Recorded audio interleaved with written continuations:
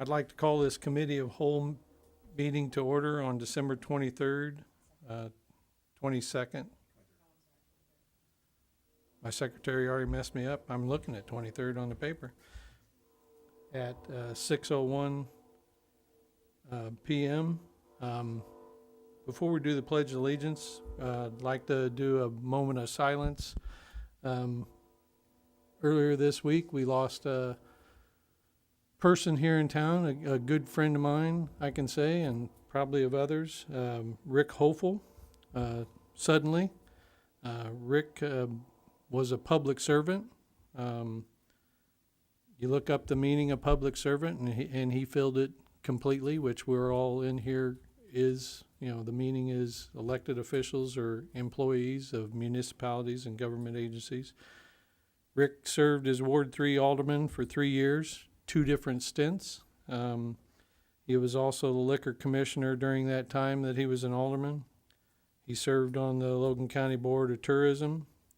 His wife Leslie and him established the Welcome Park here in Lincoln, around the corner here. They were both of him and his wife were named Citizens of the Year in 2018.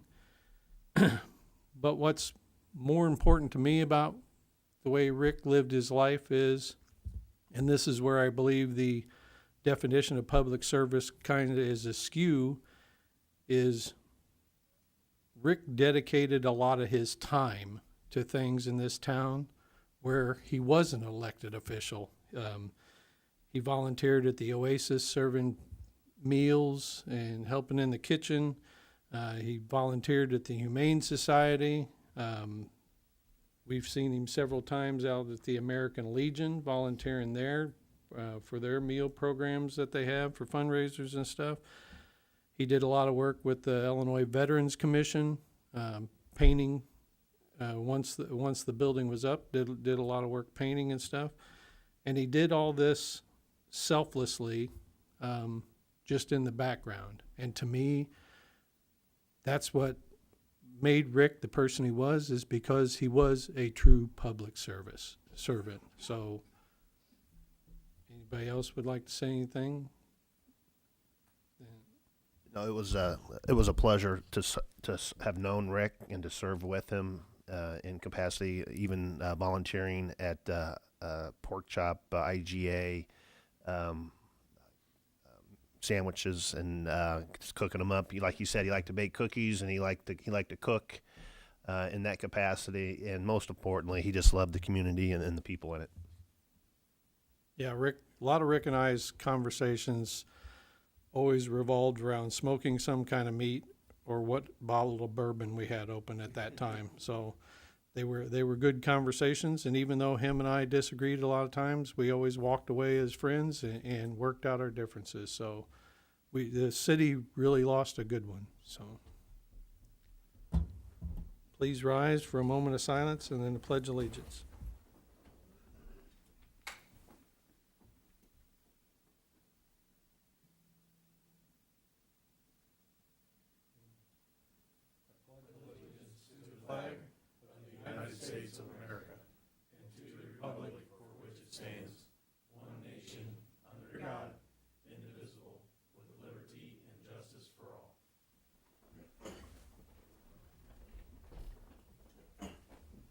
Is there anybody who'd like to speak under public participation? Seeing none, we'll move on to number 4, the oath of office of Jacob Benninger as officer or patrolman.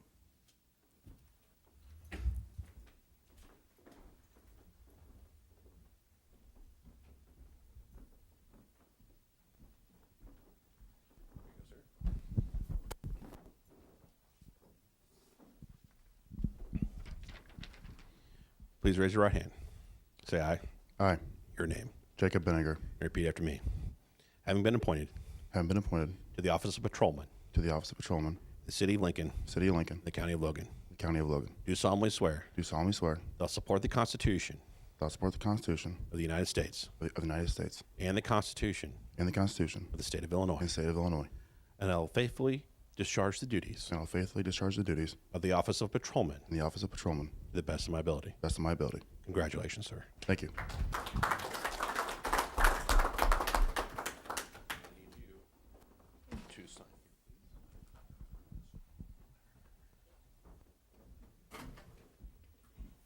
Send one of them pictures to Greg Hiken. There you go. Thank you. Congratulations.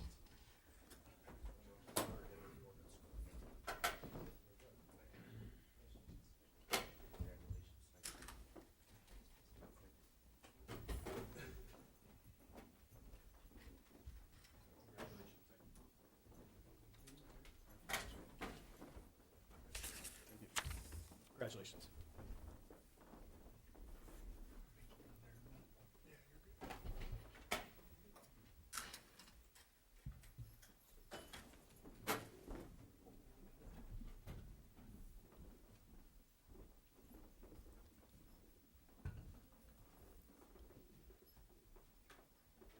All right, next up, number 5 is the advice and consent to the mayoral appointment of Officer Christy Fouget to Deputy Chief of Police.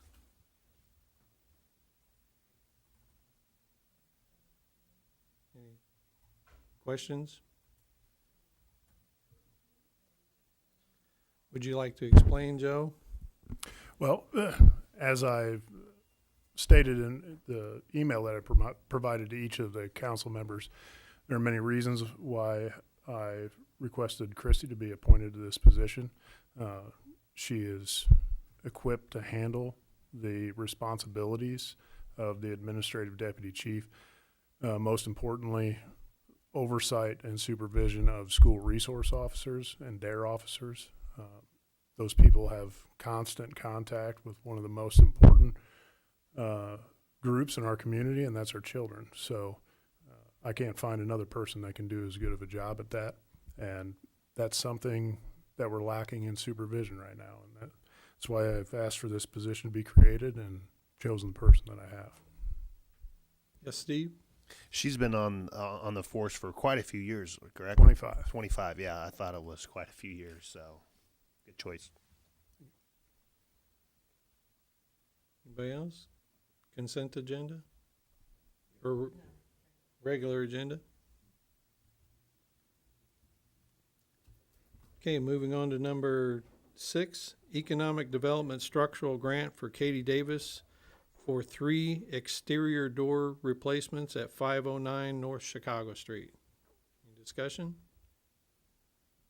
Regular agenda? All right, moving down to number 7, ordinance providing the issue of the amount of not to exceed $500,000 general obligation limited tax bonds, Series 2026, the City of Lincoln, Logan, County of Logan, for the levy of direct annual tax to pay the principal interest of said bonds. Would you like to explain, Mr. Conzo? I would, Mayor Pro Tem, I'm happy to explain that. I think that we've done this, we generally do this every 3 years. These are our general obligation bonds used for capital projects, used for equipment. I remember one year we used a sizable amount of it on a fire engine when you could still buy a fire engine for less than $500,000. In fact, we only used about $318,000, I think, of it. Those days, unfortunately, are behind us, but we will use it on other worthwhile projects. We've used it on this building, some of the things that have been done to, to repair and restore this building, and a number of other things over the years, equipment and other capital projects. And this is paid for, unlike the alternate revenue bonds, this is paid for directly from the tax levy, which has already been approved by the council. Any questions? Regular agenda? All right. Moving down to number 8. This is the ordinance that's been tabled several times. Matter of fact, going back to 11/25 this year. Has anybody had a chance to read the much abbreviated version? I think we went from 16 pages down to 5. It's down to 3 at this point, Mr. Bateman. Oh, Awesome. Not gonna ask you to get it down any smaller. Has anybody had a chance to look it over? Would we like to move this to the voting session? Yes, Stan? Yeah, I've looked it over, and I like the direction it's going. Thank you for working on this and, thinning that down and such. The only one thing that I still have a concern about is 327-3, where it has a license fee of $25. And I'm going to go back to that these people that have the massage license are already paying a fee to the state of Illinois. I just don't think that it's right that we're adding another fee on top for the city. I know it's kind of certain how many massage therapists we have in town. I think it's been talked about maybe 6 to 12. Obviously not going to be a huge revenue maker for the city to have these.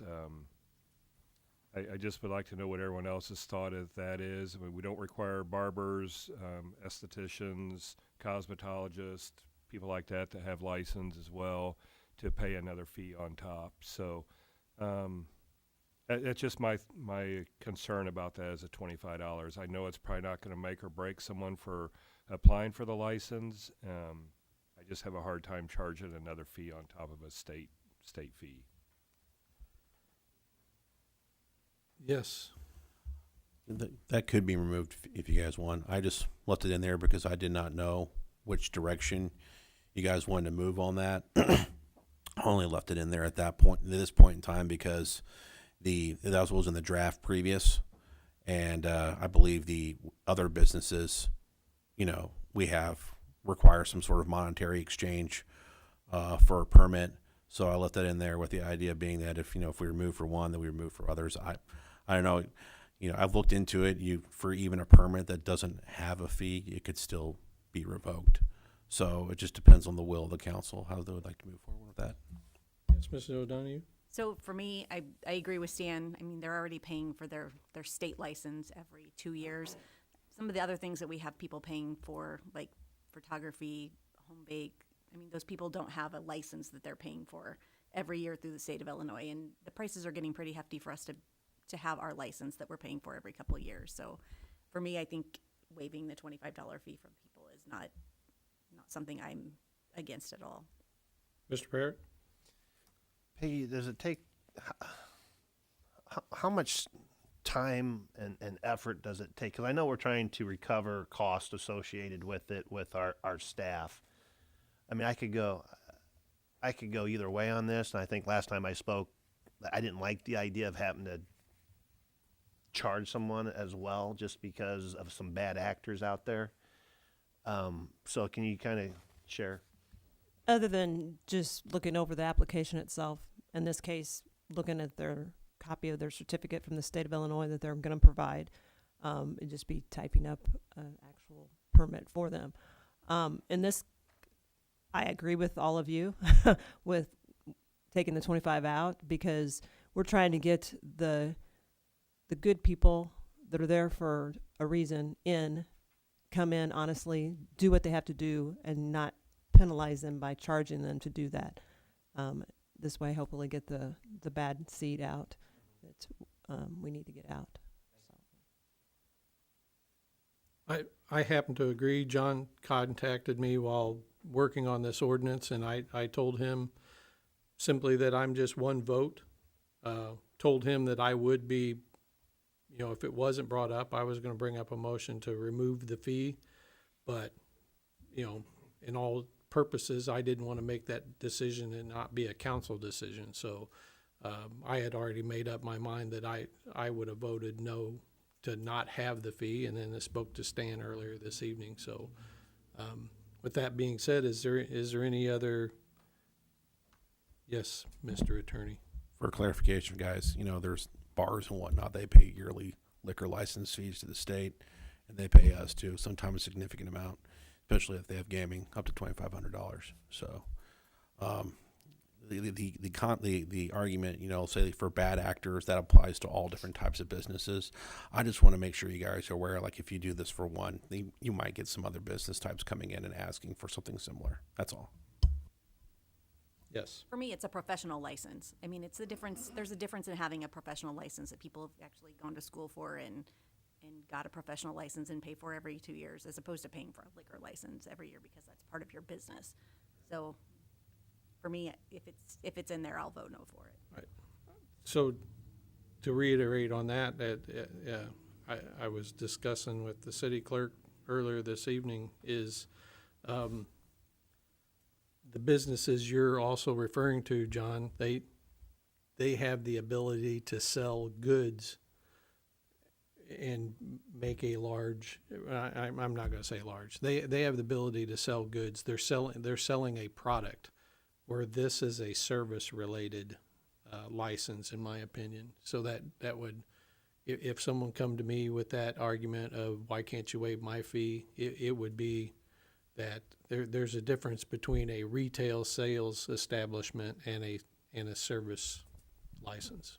Right, I understand that. That's fair enough. I just want to make sure you guys, are aware, just in case they know of a possibility of a future instance. That's all.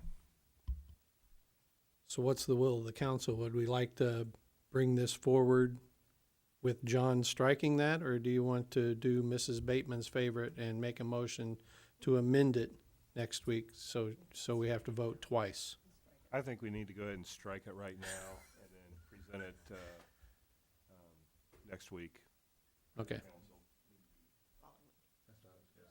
Yeah, if you guys change your mind next week, we can always amend it to put it back in.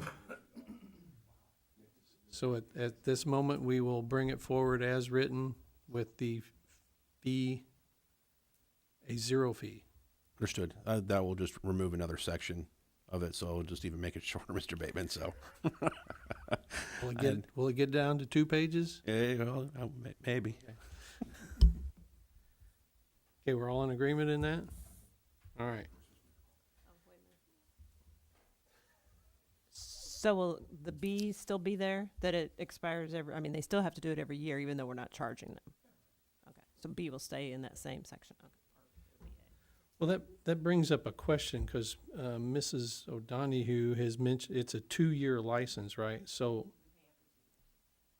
do we, I guess it's just for clerical, do they need to bring it in every year as this states, or are we going to make them bring in their new license so they would be coming in biannually? Or when their license expires, we would note when their license expired.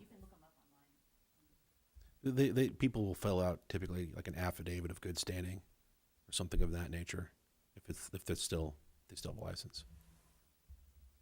So just leave it as is annually. Okay. All right. Moving down to number 9. The ordinance adding a no-knock registry regarding solicitation. I believe Mrs. Bateman and Mr. Meister will speak on this one, or at least I heard from one half of that group.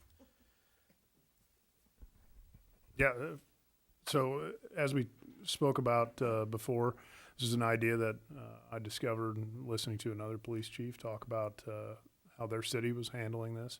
I'd like to thank City Clerk Bateman for doing a lot of research, and City Attorney Hoblet for putting some things together for our city code, kind of emulating Monticello's process for their regulation as solicitors in their town. And then Peggy did some research as far as how they manage that on a website to keep things up to date in the best possible way. Found a lot of good information there. We've talked to Kale West, who handles our city website, and pretty much confirmed that we can do the same thing here with our website. So it'll be a real-time no-knock list, so that solicitor, once permitted, needs to get on that list and make sure that they're not knocking at the wrong place. Because it will be updated pretty much automatically. I don't know, Peggy, if you want to speak to that. I talked to the chief of police in Monticello, his secretary, and the first thing she said was, "Oh, we just love it," and it is real time. The solicitors have to look at the list constantly because it changes all the time, And the only thing, and I wanted to see if anybody else had any questions. I was going to call her back, but I thought I'll wait and see if I don't want to bug her to death. I don't know how they handle people that aren't savvy on the computer to fill it out. If they do take handwritten ones, and then we do it for them. So that was one I was going to ask her. How they handle that. Like if we just had forms that they can come in and fill out. If they keep them on didn't. file or somehow. Yeah, I just wanted to clarify that. And then ask her again, too, on how they do for people that, renters that move from house to house, or the sale of the house, which we kind of know on the sale of the house through the sewer, if somebody sells, but I just don't want to remove somebody's name just because we know they sold their house. I need to ask her about that. So I didn't know if anybody else had any questions I can ask her if you The one question I would have, since Lincoln is a heavily populated rental community, is this the actual, this is the person's name and their current address? It's not, I sign up at 455 Campus View and no matter who moves in there, it's a non-soliciting address? Or is it the Steve Parrott, and then if Steve moves later in the year, Steve has to come back in and re-sign up at his new address? Well, on the link on their website, what the solicitors see is just the address and the date it was submitted. They see nothing but the address. Right. But when you go to fill out the link to no solicitors, it asks for your name, address, telephone number, email address if you want a confirmation that you did get signed up. But on the other list, it doesn't show nothing but your address. So I like the address myself. I don't care how many people live there. If we can get addresses added to it, then the more the merrier. Yes, sir, Mr. Hoblet. So within there, you'll notice that there's also, for people who sign up or for people that post out on their house, no solicitation, that is also implemented within there. Within the Monticello City Code, they also had provisions for a revocation of a solicitor's license, which our code currently does not provide for. So they don't necessarily need to pass that right now. I don't believe solicitation is actively happening, or in the middle of winter it could, but it's not exactly a hot topic right now. But the revocation aspect probably should be considered by the council of that permit or that license for people who flagrantly disregard our rules. Can we, between the chief and the city clerk, can you look at the Monticello revocation part of it? Maybe we can add it. But It's pretty simple. I have it already. Mr. Meister sent it out an earlier time. I've already reviewed it, and I've already sent an email out to saying that we probably should add that. I could definitely add that in. We're not meeting next week, correct? So with that extra time, I can get that added in there for the voting. I would like to see something added that we can pull the permit. I support. No different than the massage parlor one. If we got it in there, we can pull it quicker than not. I support the provisions for a revocation or the denial of a permit based on subsequent offenses. So if solicitor A has been cited, been warned multiple times for either soliciting without a license or violations of the no-knock registry or the prominent display of we don't accept solicitors here, I think that should be basis for revocation of the permit if they have one, or denial of a permit if they apply for one. Because as Peggy will tell you, a lot of times we'll have solicitors come into town. People know they don't have permits. They'll go out knocking on doors. We get dispatched out there, and then they come in later and end up getting a permit after getting hassled a few times. We could just say no, hit the road, based on the fact that you've been violating the ordinance already. Yes, Steve? Yeah, John, a couple weeks ago, we had a guy trying to sell meat out of the pickup. So it's still around a little bit. Call dispatch? I did not did not buy. Was it in the middle of the snowstorm? Yeah. Don't buy seafood out of a laundry basket. Bad news. Do you have something, Chuck? Yes, I would note that there is a provision in here for a fine of $75 or more, so that, may solve that problem without revocation. I would think that that would be pretty effective, if somebody had to pay a fine like that, which, so you just may want to consider that. The other thing too is if you register for that, your address on Campus View, which I can't remember offhand, but say your address, and then you move out of there, it could be that the person, if that remains on there, the person who buys the house from you may not want to be on that list. So that's, consideration too. Well, I can So- speak to that a little bit, if you don't mind. Typically, these are going to be calls that we are dispatched to, a complaint. If I were to buy your house after you moved away and you had signed up for the no-knock registry, it's not likely that I'm going to call in a complaint and ask for a police officer to address it if I don't want to participate in that no-knock registry. It's not a proactive enforcement technique. The police officers on patrol in Lincoln aren't going to be logging who's on the no-knock registry and patrolling looking for a solicitor at that address. It's going to be a response to a complaint type situation. So that might kind of just fix itself. I'd like to have a no solicitor sign at every entrance in Lincoln. Yes, Stan? Peggy, would it be something that could be managed that when you talk about keeping track of sales of houses with the sewer side, the address on, address A, it's on the no-knock list, but now it gets sold, transferred to someone else, it comes off. Can your office automatically just take it off of the no-knock list then until the new homeowners decide if they want to? Yeah, as long as somebody, as long as it's people through sewer, but the renters are the only problem. Okay. That we have no idea. I mean, people move all the time. We have no idea on the rental, but I'd like to say, again, looking at the camera and to the public, I got a couple friends that own businesses that used to solicit. This is because of the bad people, we have to do something like this. So it's, if you're a legitimate company and you do it legitimately, we don't have a problem with that.